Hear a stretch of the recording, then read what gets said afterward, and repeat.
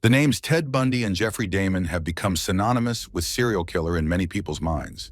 But what if one of the most vicious stalkers in modern history went virtually unnoticed? After serving in the U.S. Army from 1998 to 2001, Israel Keyes is believed to have spent decades traveling the country. Over the course of 10 years, he robbed banks, kidnapped, raped, and brutally murdered innocent victims. Keyes kept murder kits containing guns, rope, and other items in secret locations, collecting them before abducting another innocent soul. Using these kits, he killed his chosen victim and then disappeared from the scene. Keyes was born on January 7, 1978, in Richmond, Utah, USA, to Mormon parents who homeschooled their children. When the family moved to Stevens County, they attended the War Church, which is known for its racist and anti-Semitic views. A few years later, Keyes would decide to completely renounce religion and declare himself an atheist, but at that time the Keyes family was still friends and lived next door to the Kehoe family. Israel himself was friends with Chevy and Chenny Kehoe, known racists who were later charged with murder and attempted murder. At the age of 20, Keyes joined the U.S. Army. He served at Fort Lewis, Fort Hodge in Egypt, before being honorably discharged in 2000. However, Keyes' life of crime began before he joined the Army. He admitted to raping a very young girl in Oregon around 98 when he was 18, 20 years old. He told FBI agents that he had taken the girl away from her friends and raped her, but he had not killed her. That was the beginning of a long list of crimes, including robberies and burglaries, that the FBI is now trying to piece together into the early stages of Keyes' criminal career. In 2007, Keyes founded Keyes Construction in Alaska and began working as a construction contractor. It was from this Alaskan base that Keyes traveled to virtually every corner of the United States, where he planned and carried out his crimes. Since 2004, he had been traveling the country, hunting down victims and burying grisly murder kits filled with money, guns, rope, and other equipment that could be used to kill and dispose of the body. He admitted to the FBI that the money for his travels came not from construction work, but from funds he had obtained during bank robberies. Investigators don't know exactly how many banks he may have robbed during his travels around the country, nor is it known at what point Keyes began killing random victims. Detectives suspect it began 11 years before his arrest. Shortly after his military service ended, there were at least 11 victims of the wily serial killer. On March 16, 2012, Keyes was arrested in Texas after using a bank card belonging to 18-year-old Samantha Kenny, whom he had killed in February. Over the following months, while awaiting trial for her murder, Keyes confessed to several more bloody crimes during 40 hours of interrogation by FBI agents. February 1, 2012, began like any other workday for 18-year-old Samantha Kenny, but unfortunately it ended in unspeakable tragedy. As she was finishing her shift at a small coffee shop called Common Grounds in downtown Anchorage, Alaska, Samantha, who was working as a barista, was approached by a man in a ski mask who asked for a coffee. The man who approached the girl would later be identified as Israel Keyes. After the girl brought the ordered coffee, the visitor suddenly pulled out a gun and demanded that she give him the money. Samantha obediently complied with his demands. Despite this, jumping over the bathhouse counter, Keyes tied the girl's hands with heavy ones and then pushed her into his white Ford Focus. Samantha tried to escape from the kidnapper's grasp, but she failed. In response to the girl's unsuccessful attempt to run, the criminal put a gun to her head and threatened to kill her if she tried again. As Keyes and the still tied-up Samantha drove through the city, he told her that this was just a kidnapping for ransom, and if she behaved obediently, she would return to her family unharmed. It was a lie. Keyes kept Samantha alive for a few more terrifying hours while he drove back to her coffee shop to take her cell phone and send a fake text to her boyfriend, who was supposed to pick her up after his shift. The text sent by the kidnapper read, "Hey, I'm spending a few days with my friends. Tell my dad." Keyes took the girl to his home, where he tied her up in a shed and turned up the radio so no one could hear her screams. He then drove to Samantha's house, demanding that she give him her address so he could get her bank card from her boyfriend's car. In a seemingly happy coincidence, after stealing the card, Keyes ran into Samantha's boyfriend, who was already rattled after learning that she wasn't at work when he arrived to pick her up, and after receiving a strange text from her number, which was actually from Keyes. However, the guy assumed it was just a regular burglar trying to break into his car. Back in Anchorage on February 17, 2012, Keyes began preparing a ransom note, but first he decided to remove Samantha's body from the freezer. He applied makeup to her frozen face, used fishing line to hold her eyes open so she would appear to be alive, and took pictures of her holding a fresh copy of the daily newspaper, as if to prove she was still alive on February 17th. Keyes attached a printed note demanding $30,000 in ransom to the photo. The killer left the note and photo in a park under a wanted poster for a missing dog named Albert, and then used Samantha's phone to text her boyfriend and tell him where to look for the ransom note.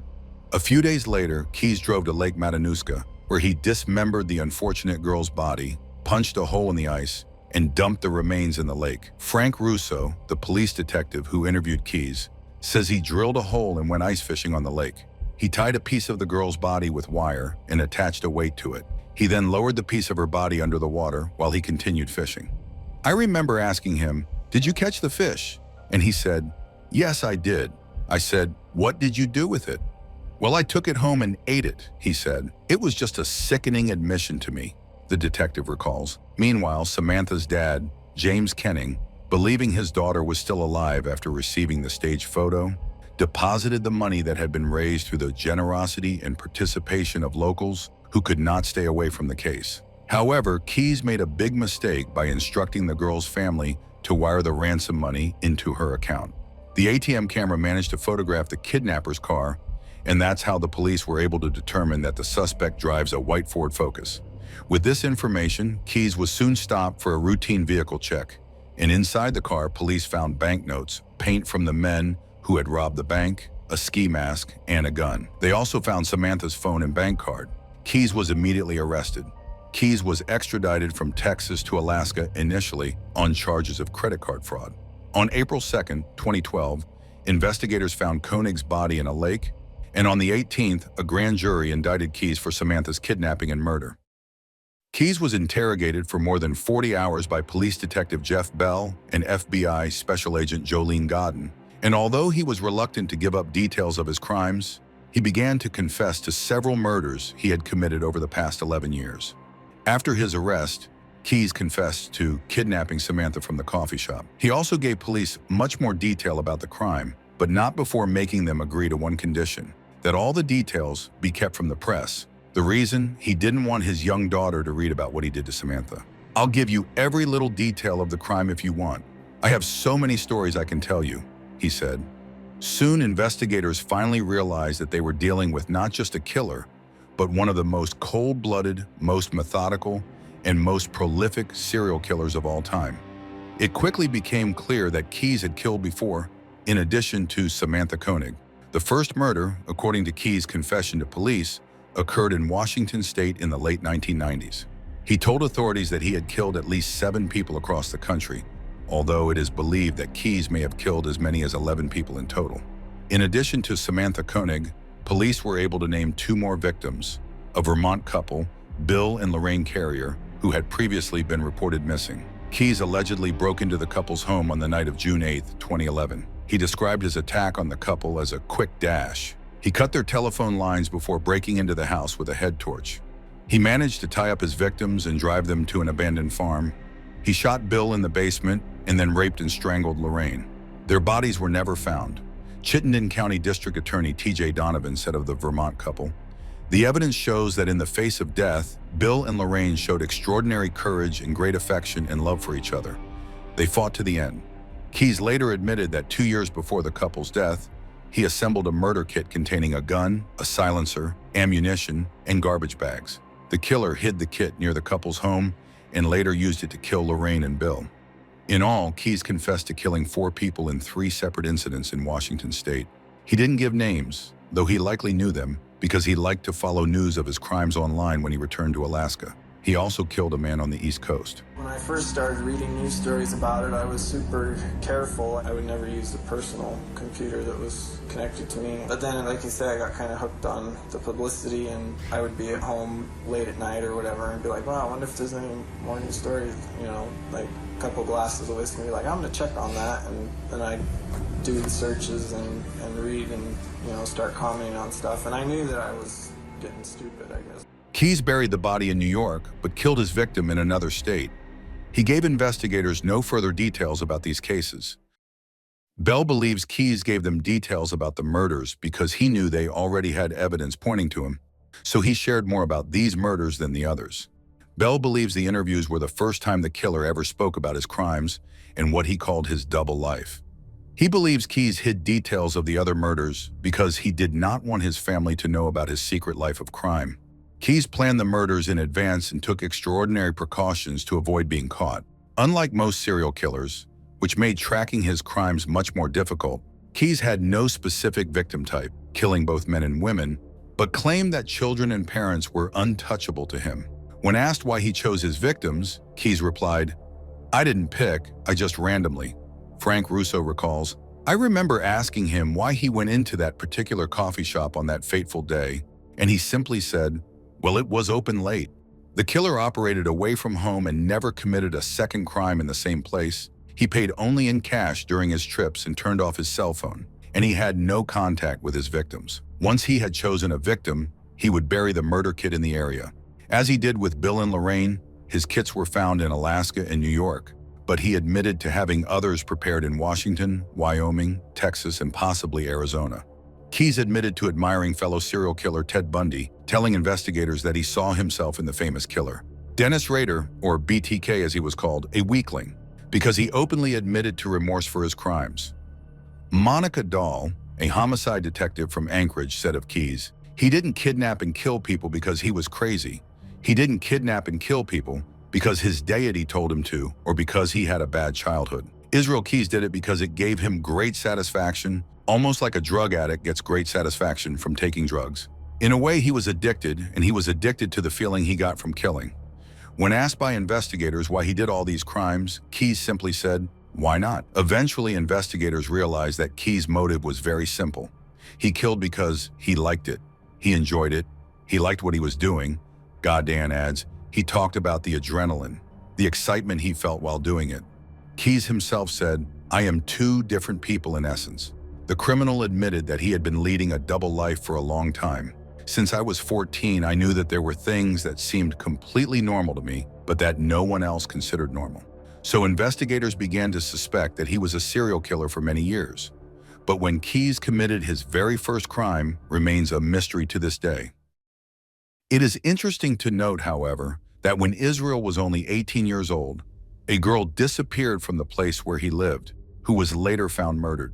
Julie Marie Harris was 12 years old when she disappeared on March 3, 1996. The girl was a participant in the so-called Special Olympics. Both feet of the teenager were replaced by prosthetics.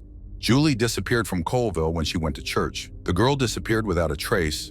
Only some time later, her prosthetic feet were found in the mouth of the Colville River. A year later, part of her skeleton was found. Special Agent Ted Holla notes that investigators asked Israel about Julie and her death. He said that he knew about it, but did not participate in the crime. In addition, he said that the birth of his daughter convinced him of the importance of abandoning the hunt for children. Although this was most likely true, Keyes' daughter was born much later than Julie Harris's murder. One of the missing girl's friends said she remembered Julie talking to Keyes at the pool where she often swam, and even more so, the witness said Julie gave him her address and phone number. Despite the intrigue surrounding Julie Harris's death, Keyes claims he first attempted murder in 97 or 98, when he kidnapped and abused a young girl from an Oregon band. Keyes said it was weird, she was scared, but she was just talking, just little things. "I don't know, it was weird. I was sure I screwed it up that time in Oregon because, I let her go." Israel Keyes never let another victim go again. On December 2, 2012, while Keyes was in jail in Anchorage, he committed suicide. Under his body, a rambling letter was found that was later described as a grisly ode to murder. The note gave no clues to the identities of his other victims, simply describing them as lovely captive butterflies. Another section of the message read, "Your face was framed like a portrait by dark curls, the sunbeams filtering through the red gleams. I wonder what color and how straight they will be, slicked back by the sweat of your blood." On December 10, 2012, Keyes' mother Heidi and 4 of his sisters attended a small memorial service in Deer Park, Washington. Pastor Jake Gardner began the service by saying, "He's not in a good place. He's in a place of eternal torment." Only now has the FBI decided to share with the public the drawings Keyes made in his own blood, which were found in his cell after his suicide. In a desperate attempt to identify other victims of the killer with the help of the public, FBI agents have released grisly drawings that they believe indicate there were actually 11 victims. The skulls are drawn in blood and were found under his bed in his prison cell. One of the drawings reads, "We are one." Israel Keys is the epitome of the 21st century's most terrifying serial killers, and he comes closest to the terror movie monster of any known criminal. If he hadn't relaxed and killed Samantha Koenig in her hometown that fateful day, the cops, they admit, probably never would have caught him.